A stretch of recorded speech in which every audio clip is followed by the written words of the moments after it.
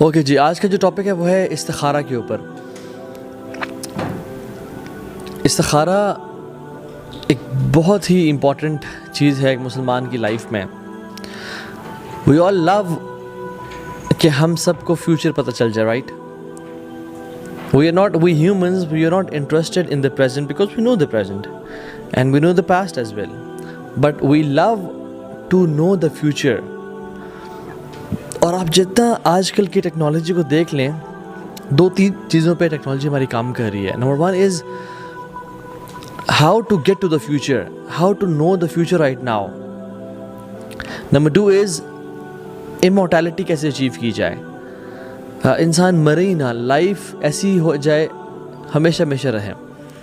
اور آپ دیکھیں کہ جو سبحان اللہ نیٹ فلکس کی ڈاکومنٹریز دیکھ لیں آپ، اور آپ دیکھ لیں جس طرح سے میٹاورس اے آئی پہ کام کر رہا ہے، آرٹیفیشیل انٹیلیجنس پہ کام کر رہا ہے، اور پوری دنیا کوانٹم کمپیوٹرز پہ کام کر رہی ہے۔ Just trying to predict the future, just trying to open up some portals, go into some dimensions where time becomes physical, and when times become physical we can play with time, right? So we can play with the future, اور ہم future کی چیزوں کو آگے پیچھے خود سے کر سکیں۔ So man wants to take control over the future، اور یہی وجہ ہے کہ انسان باوجود یہ جاننے کے بھی کہ فارچون ٹیلنگ ناجائز اور حرام ہے اور اٹس اے گریو سن، اور باوجود یہ جاننے کے بھی کہ پامسٹ کے پاس جانا اور ہاتھ کی لکیریں دکھا کے اپنا فیوچر معلوم کرنا ناجائز ہے۔ رسول اللہ صلی اللہ علیہ وسلم نے کہا کہ جو کسی کاہن کے پاس گیا جسٹ آؤٹ آف کیوریوسٹی، ٹھیک ہے، ابھی اس پہ بلیو نہیں کیا اس نے، صرف کیوریوسٹی کے لیے گیا، تو اس کی اگلی 40 دن کی نمازوں کا اجر ضائع، یعنی وہ اگلی 40 جو اس کی نمازیں ہیں جو ان کا پڑھنے سے اس کو اجر ملنا تھا وہ ضائع، اور تو وہ پڑھتا پھر بھی رہے گا تاکہ فرض پورا ہو جائے، کیونکہ نماز کے لیے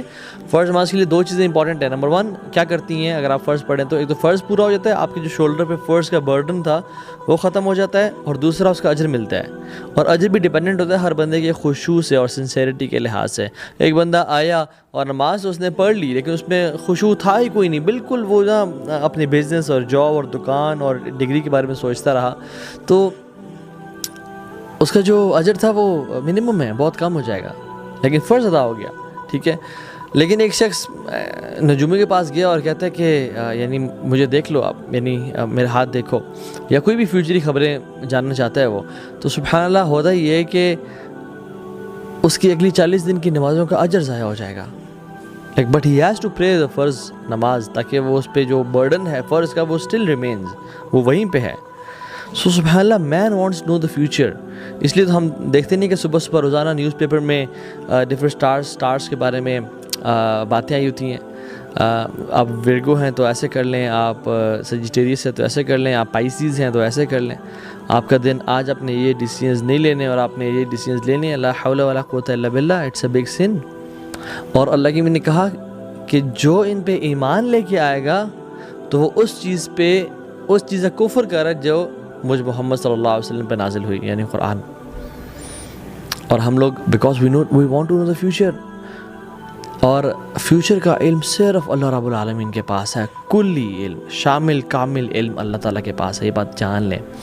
ہاں کچھ جنات تھوڑا بہت سچ جو انسان کے لیے غیب ہوتا ہے مگر فرشتوں کے لیے غیب نہیں ہے، وہ کیونکہ اللہ نے ان فرشتوں کو بتا دیا کہ یہ کام کرو، یہ تمہارے ٹاسکس ہیں، تو وہ جنات ان سے سن کے وہ ایک چھوٹا سا سچ اس کے ساتھ 100 جھوٹ ملا کے جو ہے نا وہ نجومی آگے پیش کرتا ہے، but human and man still wants to go to that person because we love to know future. اور استخارہ اللہ تعالیٰ سے فیوچر کی ہیلپ ہے۔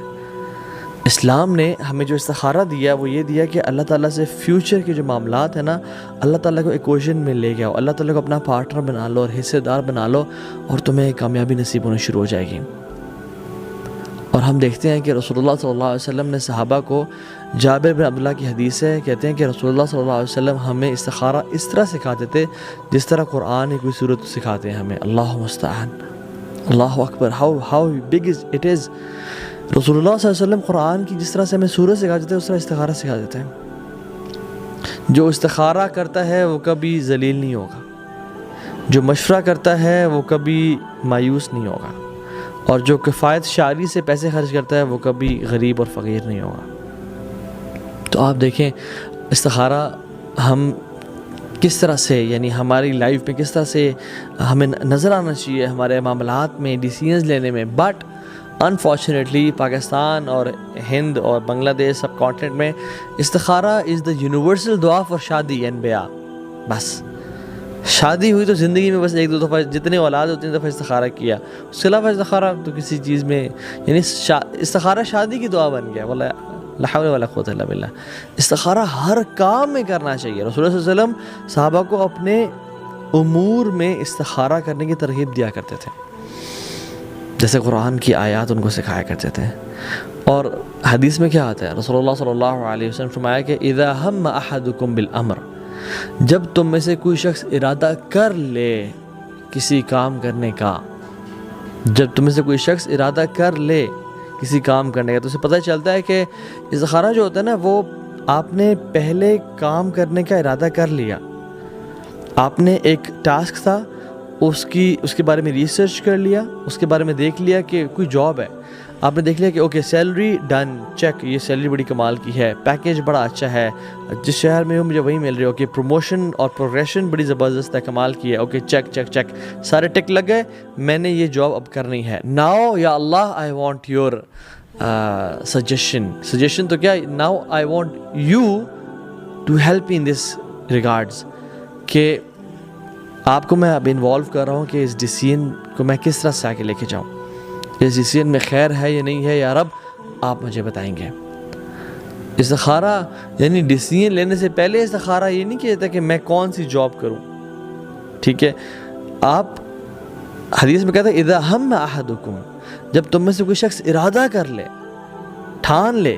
فار ایگزامپل کسی جگہ شادی کرنی ہے تو پہلے ریسرچ کر لیا کہ یہ ان کا دین کیسا ہے، ان کا اخلاق کردار کیسا ہے، ان کا کریکٹر کیسا ہے، ان کی ڈیلنگز کیسے، ان کے معاملات کیسے ہیں،